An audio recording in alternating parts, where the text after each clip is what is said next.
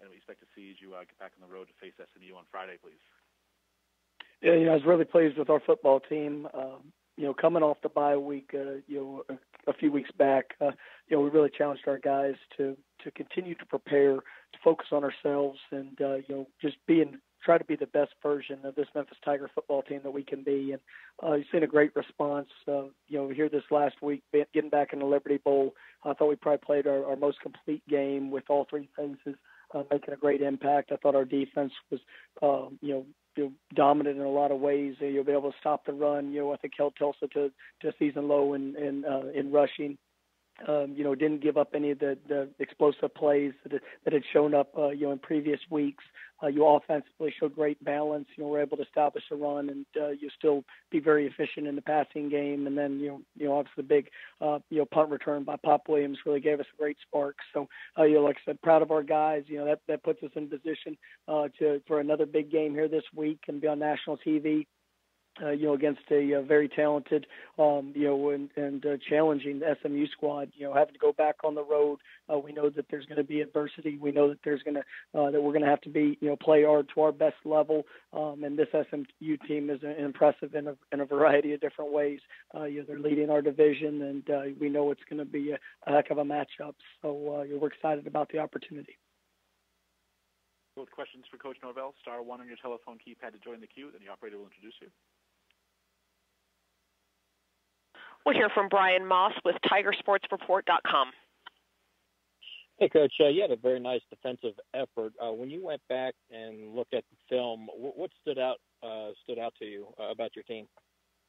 I thought we played with a better sense of relentless pursuit, and that was something that we've been challenging our guys with, just to make sure that we had all 11 hats.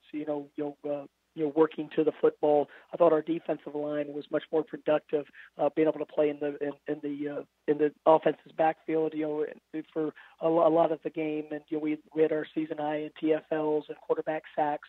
But I thought collectively it was just our guys came out with an incredible purpose, and we were able to execute the game plan at a high level. And do you talk to your team at all? Because, when you take a look at the standings, it's not far-fetched that you guys still have a chance at the West title. Do you talk to your team at all about that? No, right now we're just continuing to focus on ourselves. We're making sure that we can be the best version of this Memphis Tiger football team, and if we can do that today, and moving forward to building tomorrow, then that's what our number one focus is on. You can't get carried away with anything else that could happen or might happen. All you can do is prepare yourself to go be the best you can against SMU, and if we do that, I'm very confident in this football team, and we'll go out there and put on our best showing. And DeMonte Coxie is really starting to emerge as your go-to guy. What do you like about his game? I think we're seeing him really elevate his game in a lot of areas. Not just as a pass receiver, but what he's doing as a blocker down the field. You're becoming more confident in every aspect of it. He played for us last year and did some really good things, but as this season's progressed, he's really embracing that role, and it's showing up in practice every single day. He's pushing himself harder than he probably ever has, and it's what, as a coach, you love to see that show up on the field. And he's been very productive for us. He has played a big role in what we've done offensively, and I think the guys around him are pushing him, and he's pushing them to be better every day. All right, thanks for your time. Thank you. We'll hear next from Chris Fanini with The Athletic. Mike, we're about a month out from early signing period, and I was curious what you thought of it last year, and do you think it helped your team from possibly, preventing guys from getting poached later on? Yeah, I think going through year one, it was a new experience for everybody. It definitely presents some challenges, especially when you're talking about bowl season and recruiting weekends and all the things of making sure you're able to get out and see all the guys before they actually sign. As a head coach, Last year we played in the championship game, so we actually lost a week there. But, I think there is a lot of benefit. And, kids that know where they're going, to be able to finalize that, to be signed, it is a sense of relief for the coaches too. Once you have a majority of your class that has signed, you're able to focus a little bit more of your attention for the next year's group of young men there in January recruiting. And I thought it all in all it was a positive. And what has your experience been like recruiting at this level compared to I guess the Power 5 level at Arizona State and the different challenges?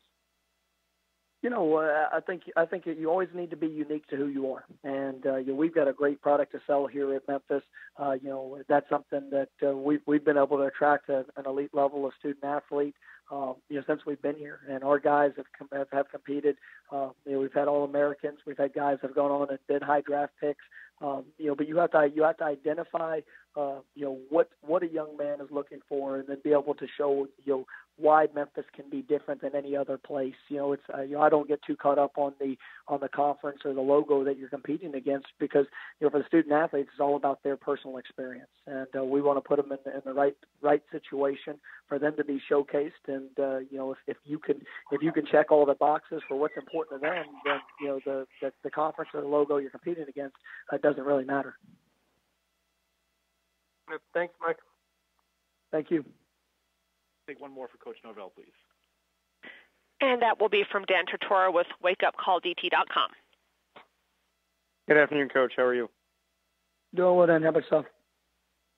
Doing well. Just what you could say about, your team being bowl eligible again this season and getting through some adversity, but getting back to the winning side of things with back-to-back victories and a couple more weeks to continue to push for even more as you get set for the bowl season. Getting that 6th win was big for our program, and that's something that we don't take lightly. We understand that to become bowl eligible, it definitely, this is our 5th straight year that we've been able to do that as a program. There's not many programs out there that have had that luxury, and there's a lot of work that goes into that, and it's important for our program. I tell guys all the time, we want that to be the minimum standard and minimum expectation, but we're going to celebrate it. And last week, I brought it up to our team for the first time. Just when you get to that point where one more win, you can create another opportunity. That's special for everybody involved. And so, I thought our guys did a great job. We definitely were fired up about being able to accomplish that feat. And, now our focus is continuing to get better and to make sure that at the end of the season we're playing our best football, and that's something that we've done since I've been here. I think we're 8-1 in the month of November because our teams embrace the grind. They embrace the progression of what it takes to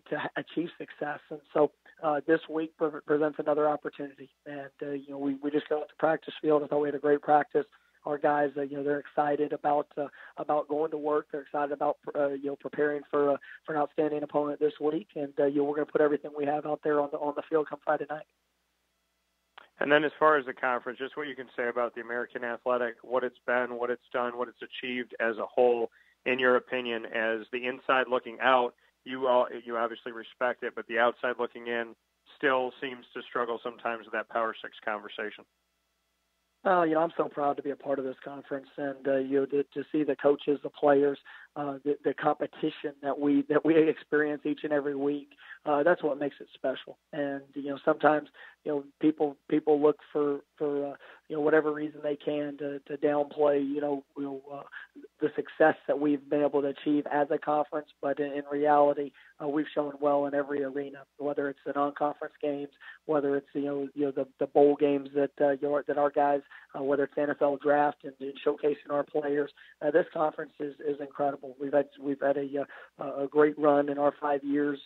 We're excited about what the future holds, and all you can do is continue to perform on the field and off the field. You're doing a great job of representing the universities and the people that support this conference and our communities. So I'm proud to be a part of it. It's a great challenge each and every week, and so we embrace that. Well, thank you, Coach, and good luck this week. All right, thank you, sir. Coach, we're proud to have you as part of the conference as well. Appreciate your time this week, and I look forward to talking to you once again next Monday.